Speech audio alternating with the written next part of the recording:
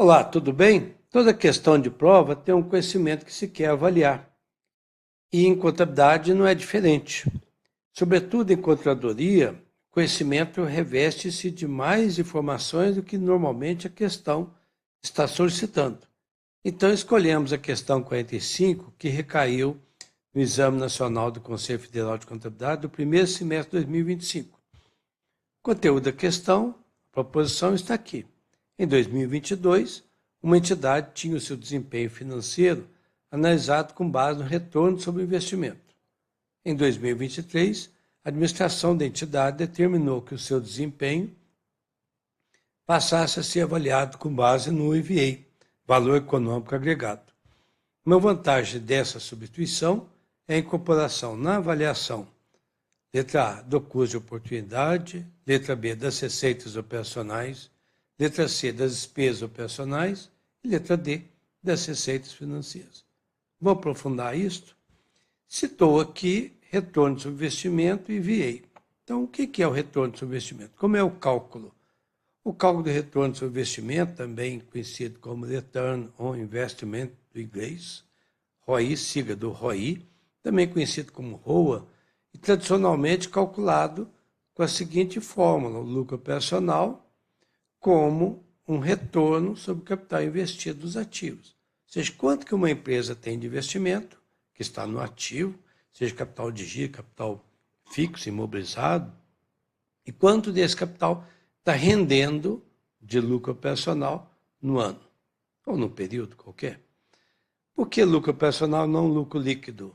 Porque nós estamos tratando do ROI e não do ROE, sobre o retorno sobre o patrimônio líquido, que é diferente, não é? Como falou sobre retorno sobre o investimento, não é isso? A questão tratou lá retorno sobre investimento e não sobre retorno sobre patrimônio líquido. Não é fato? Então, esta é a forma tradicional, ROI, lucro operacional sobre capital investido dos ativos. Exemplo, se a empresa teve um lucro operacional de 20 mil e o capital investido foi de 100 mil, ela teve uma rentabilidade de 20% naquele período. A questão também cita sobre o valor econômico agregado, que é do inglês Economic Value Added, conhecidíssimo como EVA. E como é o cálculo do EVA? Está aqui, é o lucro operacional confrontado com o WOC sobre os ativos investidos. E o que é o WOC? O WOC é o termo em inglês, a sigla em inglês, significa Weight Average Cost of Capital. Custo médio ponderado de capital. O que é o custo médio ponderado de capital? Os ativos das empresas são provenientes de capitais, do passivo. E são dois tipos de capitais, capital próprio e capital terceiros. Capital terceiros oneroso. Então, quanto que custa o capital sendo empenhado no ativo de uma empresa, não é? Então, o WOC, ele vem medir isso num percentual, quanto que é o custo do capital para manter aquela empresa. Claro que o custo capital a cada ano tem uma expressão. Não é mesmo? Então, voltando à questão. Em 2022, uma entidade tinha o seu desempenho financeiro analisado com base no retorno sobre investimento. Em 2023, passa a ser o EVA. Certíssimo. A melhor forma de cálculo é o EVA, reconhecidamente. Né? Uma vantagem dessa substituição é a incorporação na avaliação de qual alternativa. Para o cálculo do WOC, como nós mostramos, é o custo de oportunidade que vai influenciar. Então, a resposta é a letra A. Então, vamos aprofundar um pouquinho mais, porque cita o EVA, mas o custo de oportunidade não está tacitamente indicado na fórmula. Ele está internamente calculado. Ou seja, o que é o custo de oportunidade? É o valor da melhor alternativa que você deixa de usar ao optar por uma outra escolha.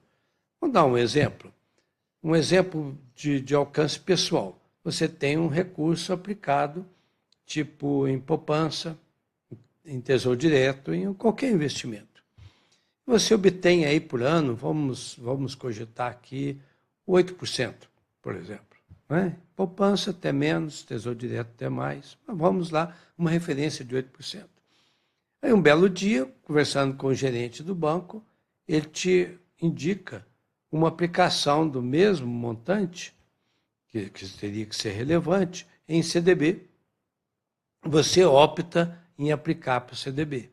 Na hora que você optou por aplicar em CDB, você tinha uma referência, uma oportunidade perdida que você deixou, que é a alternativa que você abandonou, que é aqueles 8%. Então, o custo de oportunidade é aqueles 8% que você tinha de ganho ao optar por uma melhor alternativa, que foi o CDB proposto pelo banco.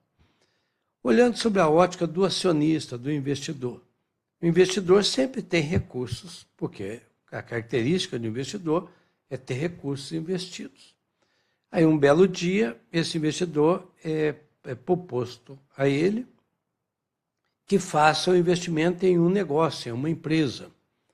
Se esse investidor tem um investimento tipo 15% ao ano, e ele é indicado a uma outra opção de investir num negócio que gera 20% ou mais por cento ao ano, ele vai ter como custo de oportunidade aquele 15% que ele abandonou, que ele desinvestiu, para investir em outro negócio. Então, o custo de oportunidade é uma referência, é uma métrica, é uma medida econômica, ok? De referência para o investidor.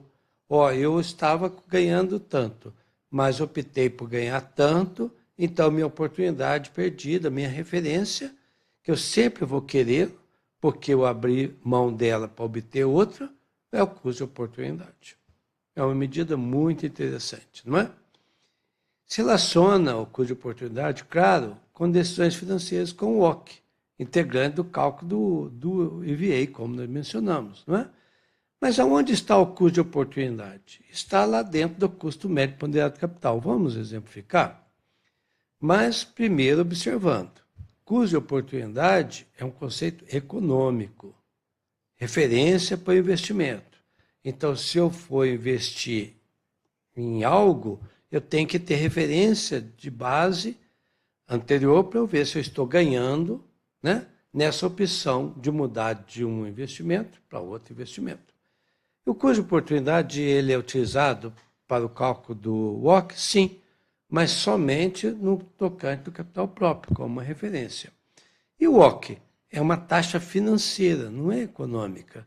É uma taxa de métrica que mede o custo médio de capital da empresa por um determinado momento, tendo como referência o capital próprio e o capital de terceiros, que seja oneroso, que é uma dívida com terceiros, como, por exemplo, empréstimos e financiamentos.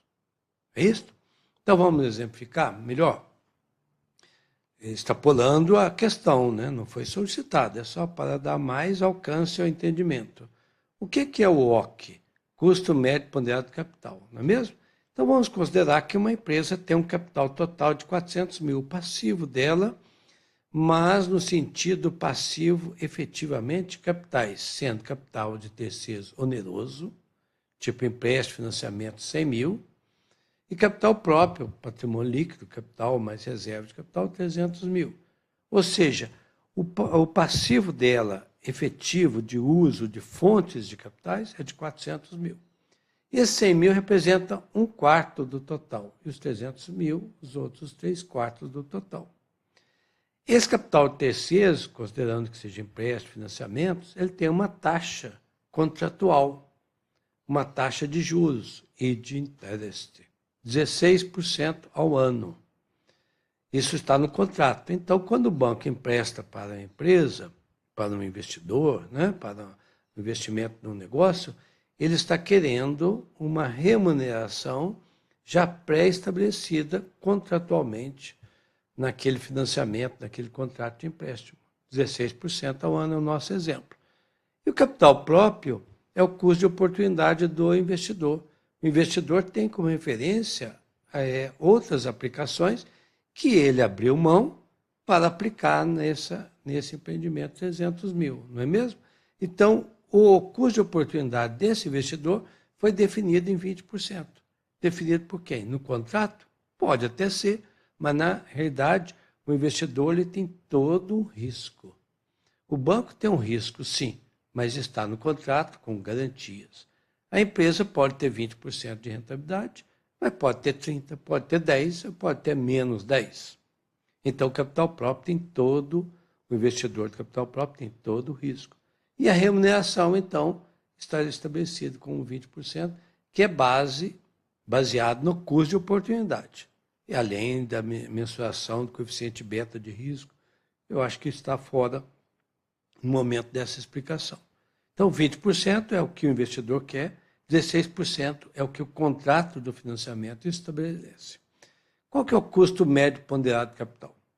Para esse cálculo, nós temos que considerar que quando você pega capital terceiros, o capital terceiros tem juros, a despesa de juros, e a despesa de juros é dedutível para efeito do cálculo do imposto de renda. Então, nós precisamos considerar qual que é a alíquota do imposto de renda. Se tem uma dedutibilidade dos juros, esse imposto de renda, a alíquota do imposto de renda influencia o resultado da empresa em função das despesas financeiras dedutíveis. Então, a alíquota dos impostos sobre o lucro é 30%. Então, vamos calcular o OC, o custo médio ponderado de capital. Custo capital terceiros, primeiramente. Quanto é o capital terceiros do capital total? 1/4. Não é? E qual que é a taxa? 16%. Só que é 16% sobre o valor investido, só que desse valor, esse 16% vai ter um efeito de reduzir o lucro por conta do imposto de renda. A despesa é dedutível. E o impacto disso reduz no imposto de renda 30%. Então, efetivamente, essa taxa 16%, com o benefício fiscal da dedutibilidade dos juros, a taxa efetiva é de 11,20% ao ano.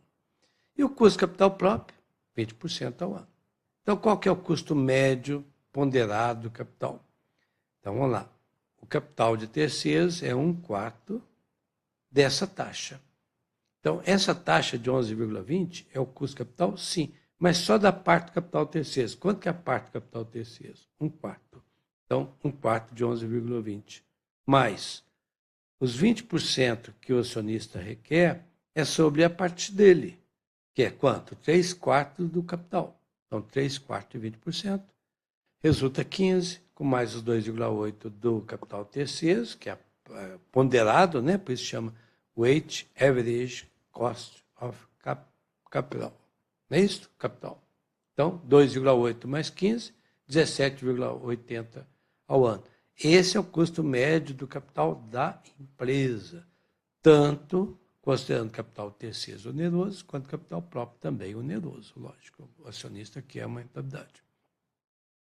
Se já calculamos o OC, dentro dessa exemplificação, vamos calcular, então, o EVA.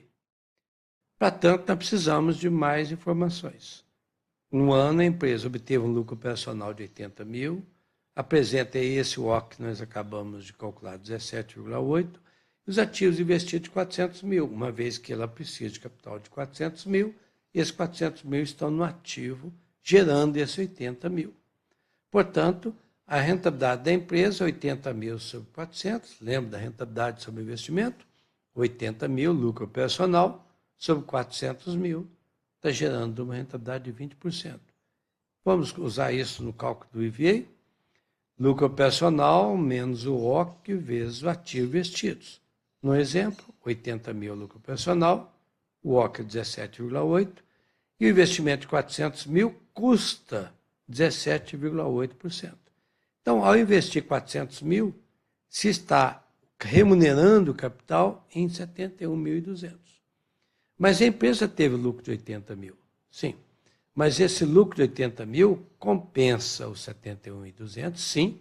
E o que se agrega de valor adicionalmente? Valor econômico adicionado, agregado. O que se agrega é o que está acima do custo do capital, que envolve também o custo de oportunidade do capital próprio. Não é mesmo? Como vimos. Então, enviei o valor adicionado foi 8.800.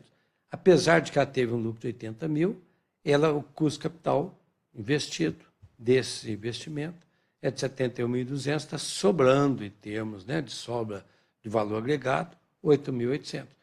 De outro lado, a gente pode também confrontar percentualmente. O EVA, 80 mil sobre 400 mil, é uma rentabilidade de 20%. E quanto é o custo capital? 17,8%. A gente pode externar o EVA em valor, também em percentual. o IVA, o que se agregou a mais de ganho, além do custo de capital, foi 2,20 do investimento. Com um exemplo dessa questão do Conselho Federal de Contabilidade, pretendemos e realizamos uma explicação adicional sobre o IVA e o cálculo do WOC. Esperamos ter sido felizes na exposição. Muito obrigado pela atenção.